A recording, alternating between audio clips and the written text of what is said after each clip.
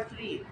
Long story short, me and my friends, aka the cameraman, are kind of just like experimenting with like new ways of like recording videos. So sorry for the inconvenience of this being split into multiple parts, although it would be much better with just one. Now, long story short, let's make this very, very quick. So basically, this descendant of General Ambroise from a nation without descent basically lives in the Philippines around the 80s.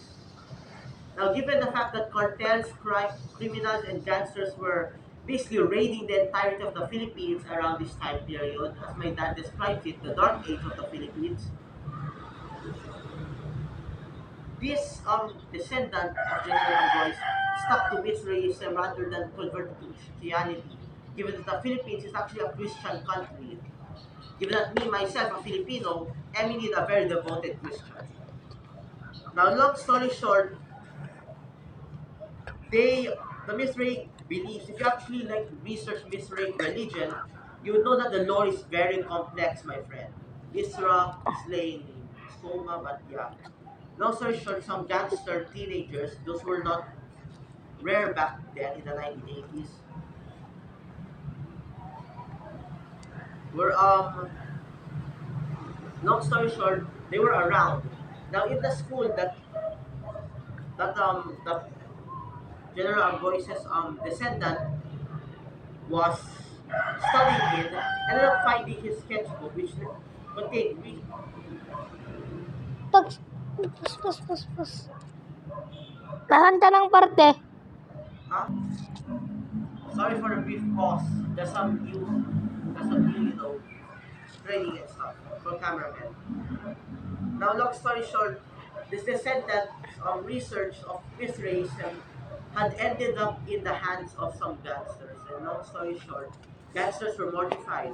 Because long story short, they were researching science, anatomical sciences and stuff, and Mithraic magic. And when they showed it to the rest of the gang, they were mortified. They came to the conclusion that the descendant, or whatever this kid was very insane, to the point where they actually got so concerned, they showed the rest of the gang about it. And then they came to the conclusion that this guy was insane. They needed to like beat him up or whatever. So they took some guns, because gangsters have guns, and planned an attack on their home, on the descendants' home. Now, this is where our protagonist steps in. Our protagonist is 17 years old. He was born in the year 1961. 1969. Long story short, the protagonist is a gangster, and he is actually one of the gangsters who joined them to stage an attack towards the descendants. They basically found their home and basically like on October 30th of 1986, they rode their cars, got to the very large house of the descendant, and basically took out their guns with the idea to injure the descendant to the point of traumatizing them. Basically, this was a very common thing back in the 1980s, given it was the day of the gangsters. But long story short, around this time period, yeah, there's just so much crime in the Philippines back then. My dad lived through such times once again. No. Our cameraman have to go home, but anyways, yeah. Bye, lads. So, anyways, let me continue. So, also sure the protagonist ano, is one of the is one of like the gangsters who came to raid like the descendant. They broke into their house with guns, obviously, only for the descendant to retaliate by summoning bizarre beasts.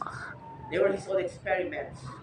They were basically creatures, but specifically like dead animals from whatever source, butcher shops, roadkill, whatever they were.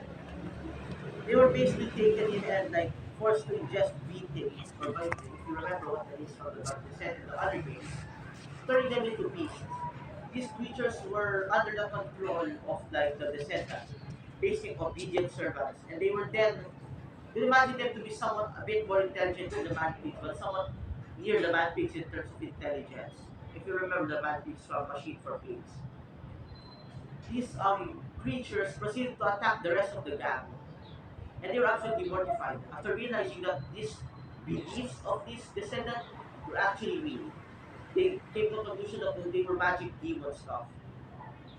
So yeah, they started shooting those things, but guns did little to no damage at all. Given that they were sufficiently pumped, basically the gang was overwhelmed. When we called the rest of the gang, it was like kind of almost unbelievable.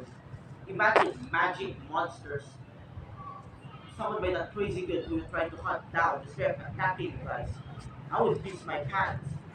But long story short, what's important is that the descendant got attacked and fell on the basement, fell down the basement in this large house, eventually gaining amnesia.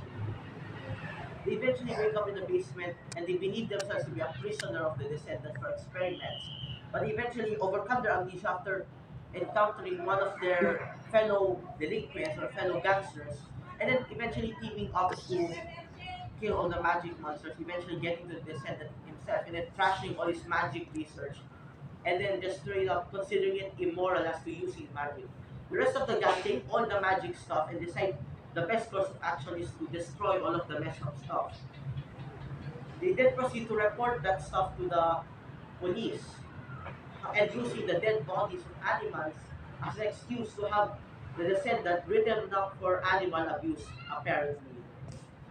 And also coming up with fake stories to get the descendant arrested. No so sure the descendant was arrested for animal abuse, multiple counts of it, and necrophilia. But long story short, or like, also zoophilia. But long story short, those were fake stories. But anyways, the defendant got arrested.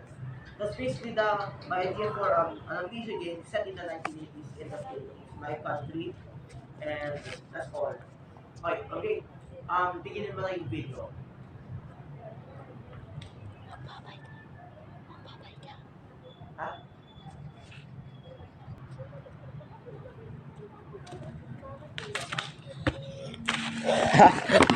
This video was badly cut.